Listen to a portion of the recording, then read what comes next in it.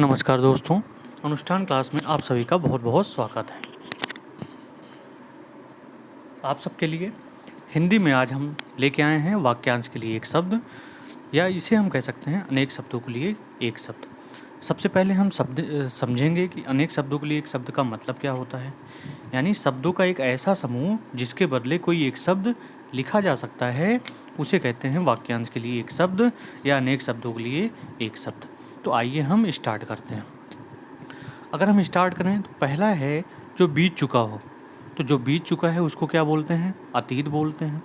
ठीक है। जो चल रहा हो उसको क्या बोलेंगे? वर्तमान बोलेंगे। और जो आने वाला समय हो उसको हम क्या बोलेंगे? भविष्य बोलेंगे। ठीक है, क्लियर हो गया। आगे दूसरे नंबर पे चलते हैं कि जो दिखाई ना पड़े, क्या हो? जो दिखाई ना पड़े उसे अदृश्य या अप्रत्यक्ष बोला जाता है। ठीक है, समझ में आया भैया? आगे की ओर चलें कि धरती और आकाश के बीच का स्थान क्या होता है। तो धरती और आकाश के बीच का जो स्थान होता है उसको कहते हैं अंतरिक्ष। क्या कहते हैं? अंतरिक्ष कहते हैं। आगे की ओर चलें, जिसका कोई अर्थ ना हो उसे अर्थहीन या निरर्थक बोलेंगे। क्या बोलेंगे? अर्थहीन और निरर्थक बोलेंगे। जिसकी पहले से कोई आशा ना हो उसको बोला जाता है अप्रत्याशित।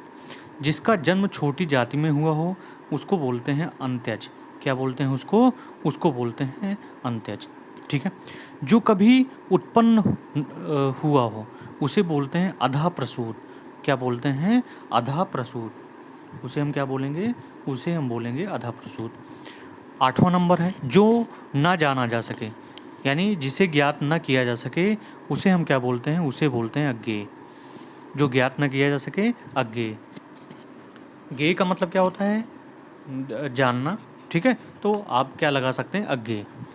जो कुछ ना जानता हो, जिसको किसी के बारे में कुछ पता ही ना हो, उसको क्या बोलेंगे? उसको बोलेंगे अज्ञ या अज्ञानी। कम बोलने वाले को अल्पभाषी या मितभाषी कहा जाता है। ठीक है, आगे की ओर चलें। जिसका कभी अंत ना हो, जिसका कभी अंत ना हो, तो आप जानते हैं, आप आगे की ओर चलते जाइए। जिसका कभी अंत ना हो उसको बोला जाता है अनंत। ठीक है, क्या बोला जाता है? अनंत। आगे की ओर चलें कि बहुत गप्पे हाँकने वाले को क्या कहते हैं? तो बहुत गप्पे हाँकने वालों को बोलते हैं गपोड़िया। जिसके सिर पर बाल ना हो उसे क्या बोलते हैं? उसे गंजा बोलते हैं। ठीक है। गंगा और यमुना के जल के मेल की भांति दो तरह के रंग का मेल होता है, जिसे गंगा और जमुनी बोला जाता है। क्या बोला जाता है? गंगा और जमुनी। आगे की ओर चलें। आगे की ओर चलेंगे तो 15 नंबर पे है गृह बसाकर रहने वाला, यानी घर बसाकर रहने वाले को हम क्या कहते हैं? उसको हम कहते हैं गृहस्थ। क्या कहते हैं? गृहस्थ। ठीक है। 16 नंबर पे घर या देश के अंदर की आपस में लोगों या दलों की लड़ाई जो होती है उसे बोलते हैं गृहयुद्ध। मतलब अपने ही देश में अगर लड़ाई होने लगे तो उसको बोलेंगे गृहयुद्ध, या घर पे जो लड़ाई होती है उसको बोलते हैं गृहयुद्ध। आगे की ओर चलें। 17 नंबर पे है जो कुछ भी बोल ना सकें। जो कुछ भी बोल ना सकें उसको कहते हैं गूंगा। ठीक है, जो कुछ भी ना बोल सके उसको क्या कहेंगे? गूंगा कहेंगे। आगे की ओर चलें। जिसे देखकर घृणा उत्पन्न होती है, जिसे देखकर घृणा उत्पन्न हो उसको क्या कहते हैं? घृणित। क्या कहते हैं? घृणित। घृणा किए जाने योग्य को घृण बोलते हैं। घृणा किए जाने वाले योग्य जो चीज़ें योग्य होती हैं उसको क्या बोलते हैं? घृण बोलते हैं। आगे की ओर चलें। घाट पर बैठकर स्नान करने वालों को दान देने वाला ब्राह्मण क्या बोला जाता है? घाट पर बैठकर स्नान करने वालों से जो दान लेने वाला ब्राह्मण है उसको बोलते हैं घाटिया। क्या बोलते हैं? घाटिया। क्या बोलेंगे? घाटिया। आगे की ओर चलें। थोड़ी जगह में अधिक आदमियों या वस्तुओं का जमाव। थोड़ी जगह में ही बहुत अधिक आदमी आ जाएं, बहुत अधिक वस्तुएं हो जाएं, तो उसको बोला जाता है घिचपिच। क्या बोला जाता है? उसको घिचपिच बोला जाता है। आगे की ओर चलें। 22 नंबर पे चलें तो 22 नंबर में हम देखेंगे जो लिखा है, क्या लिखा है कि किए हुए उपकार का मानने वाला, यहाँ पे मानन वाला लिखा है, इसको हम क्या बना लेंगे? इसको हम बना लेंगे मानने वाला। किए गए उपकार के प्रति आभार व्यक्त करने वाले को हम क्या बोलते हैं? कृतज्ञ बोलते हैं। क्या बोलते हैं? कृतज्ञ। स्त्री जो कविता रचती है उसे कवित्री बोलते हैं। क्या बोलते हैं? कवित्री। आगे की ओर चलें। जिसका कोई कसूर ना हो उसे कसूरवार बोलते हैं। जो कर्तव्य से च्युत हो गया हो उसे बोलते हैं कर्तव्यच्युत। ठीक है, क्लियर हो गया। आगे की ओर चलें। कमल के समान आँख वाली को कमल नयनी बोलते हैं। क्रम के अनुसार क्रमानुगत होता है। जिसके चार चार पैर होते हैं उसे चौपाया चतुष्पद बोलते हैं। जिसके चार पैर होंगे उसको क्या बोलेंगे? चौपाया चतुष्पद। जिसके सिर चंद्रमा है उसे चंद्रशेखर बोलते हैं। यानी भगवान शिव, उनके सर पे क्या है? चंद्रमा, इसलिए उनको बोला जाता है, एक नाम दिया जाता है चंद्रशेखर। आगे की ओर चलें। आगे आप देखेंगे कि किसी वस्तु का चौथा भाग क्या कहलाता है? चतुर्थांश, या 1/4 भाग को ही क्या बोलते हैं? चतुर्थांश बोलेंगे। आगे की ओर चलें। 31 नंबर पे हम देखेंगे कि मास के किसी पक्ष की 14वीं तिथि को क्या बोला जाता है? चतुर्दशी बोला जाता है। क्या बोला जाता है?